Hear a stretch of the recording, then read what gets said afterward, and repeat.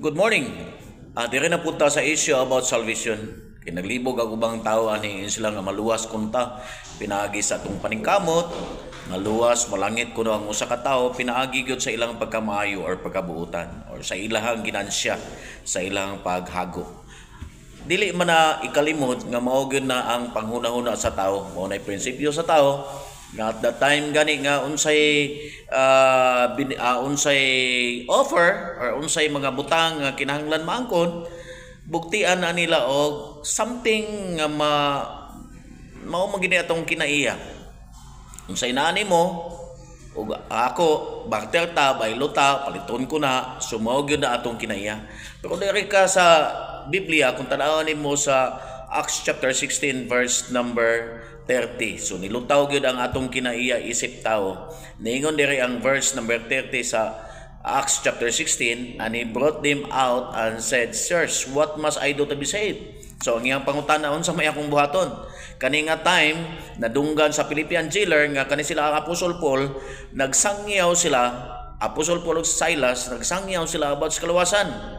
So kaning tawhanan ni kaning Philippian jailer nakadungog na ni siya. Sa diyang naabli ang mga prisuhan, nangutana din siya, abi niya nag-escape na tanan ang mga piniriso. So maghikog unta siya.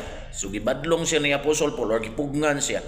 Niingon dayon ang usa ka Philippian jailer, "Sir, what must I do to be saved?" So nangutana siya, "Unsay akong buhaton?" Di ba naa na sa tong konsepto? Unsa may akong buhaton? Sumao po ni ang usa ka Philippian jailer. Nangutana po siya, "Unsa may akong buhaton aron ko maluwas?" Mao ba po na imong pangutana? Pero ang tubag ni Apostle Paul, ningon siya sa verse number 31, and he said, "Believe on the Lord Jesus Christ, and thou shalt be saved, and thy house." Ang pangutana, ang believe, buhat ba na siya? Dili. Dili, oy. You just believe or recognize or imong dawaton nga someone nga naghimo para sa imuha. So unsa ingon sa Biblia diri sa ang konsepto sa Philippian jailer, siya unsa may akong buhaton? Ningon si Apostle Paul, "No, believe lang. Kinsa may tuhuan." Ingon diri ang Biblia sa verse, kung iskot kag buhat, nagit kay gitawag og energy nga ihatag or nakay effort or nakay something nga imo gyud i-act.